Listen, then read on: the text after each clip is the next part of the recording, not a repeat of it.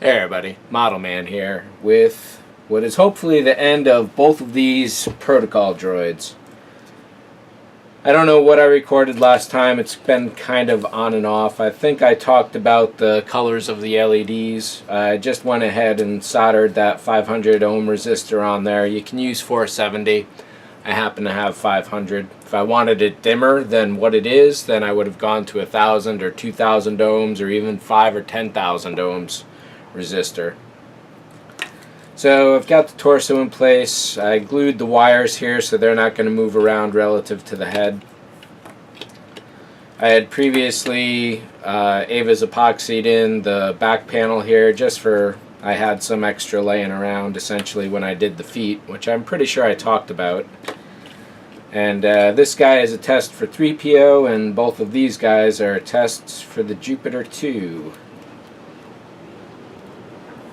So keeping this in place, essentially if I'm going to rubber band the arms, that has to be done now. And if I had kept the rubber bands like I thought I did, I was thinking I'd replace this with wire, but what the heck, I can always pull these apart again some other time.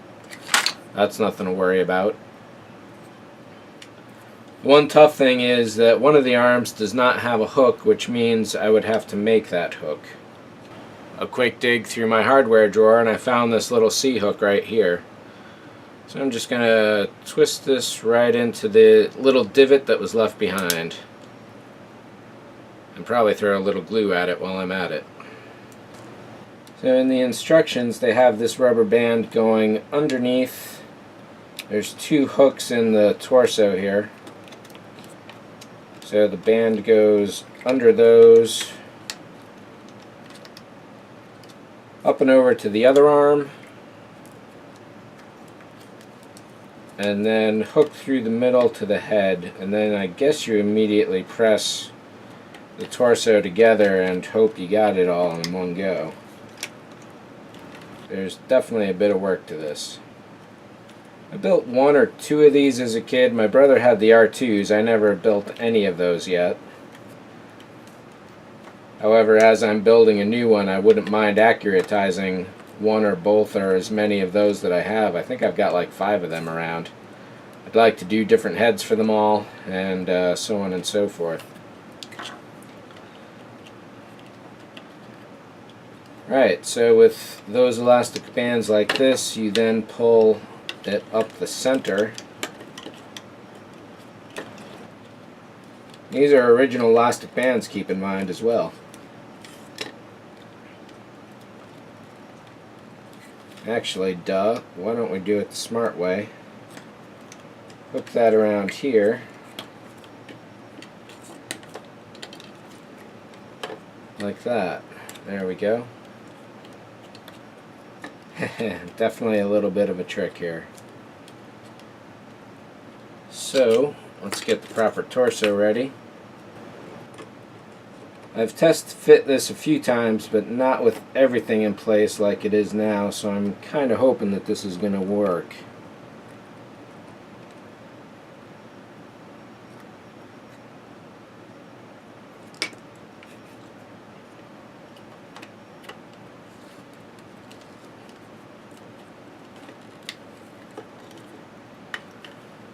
Keeping in mind this is the kit that I pulled apart myself and broke in a couple places.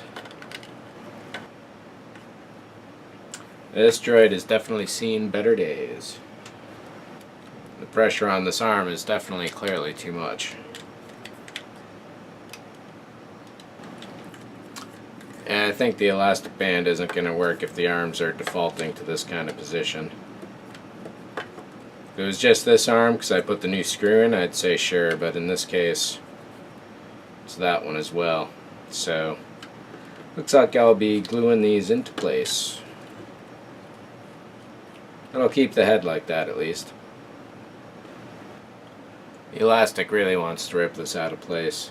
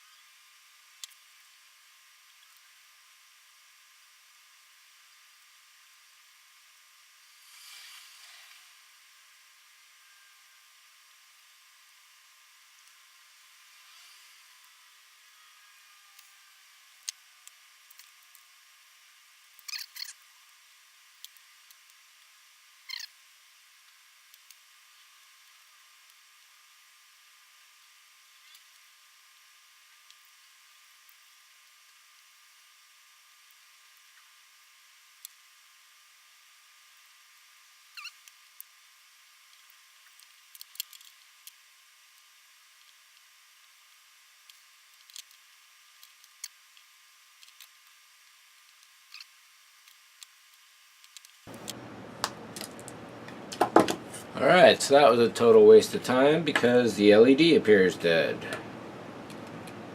And I was going to advocate for checking it one last time before I started doing all that stuff, but nah, I figured it worked before last night, why shouldn't it work today?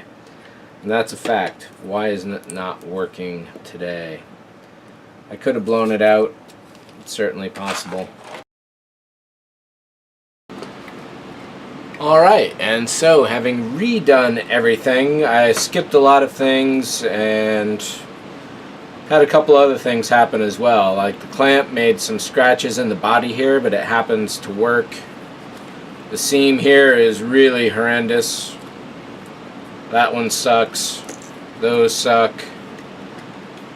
Not quite as much movement as there would be otherwise. And as far as the arms go, I'm just going to glue them into a position that works.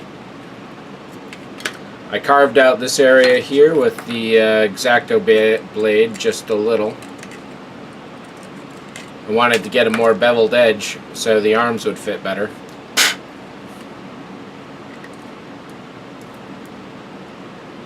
And something like that right there is going to be nice. Hey, it even likes to stick there by itself, as is. However, it's not really contacting a lot of that inner ring anywhere. So, and all along the way I've been making a mess of the whole thing. But that's par for the course. And I'm not too worried about this guy because having it all put together, it shows me that doing one last pass of paint is probably the best way to go about it, because then you can get your final seam work done on the torso, for example, and so on, and you don't risk damaging all the rest of it. At that point, however, and the reason why I didn't do that this time is because I figured getting the middle masked off and having that painted properly, it'd be easier just to have the whole thing painted already. However, that isn't necessarily the case.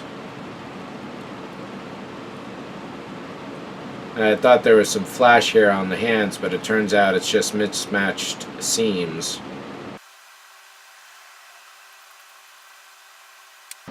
Yes, that's glued in there nice and solid, nice and fast.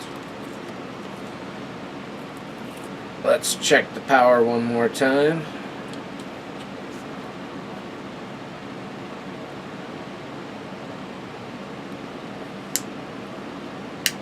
Yay.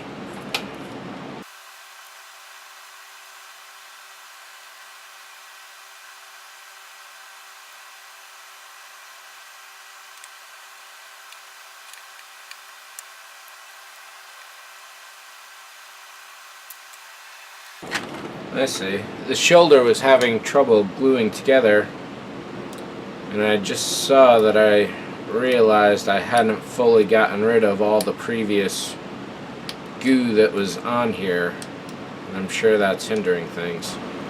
The whole point of this particular model, and 3PO as well, is pretty much just to slap it together, test out the painting technique, test out the electrical, and move on. Were I spending time on this, there's so much really great things that you could do to this that probably no aftermarketer would ever do because there's too many little small things that need to be done.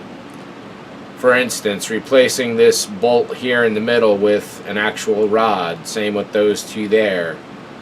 Wouldn't it be nice to get two different sleeves of knee joints here and actually have that move? It's possible and it wouldn't be tough.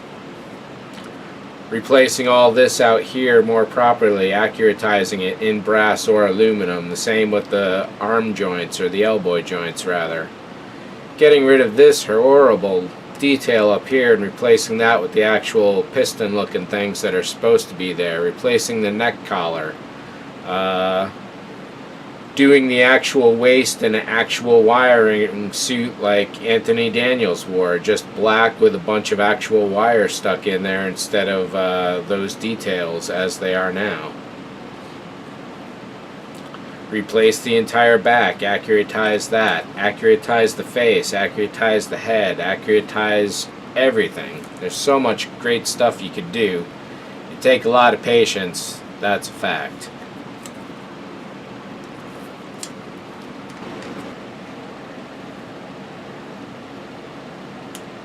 Hey, look at that.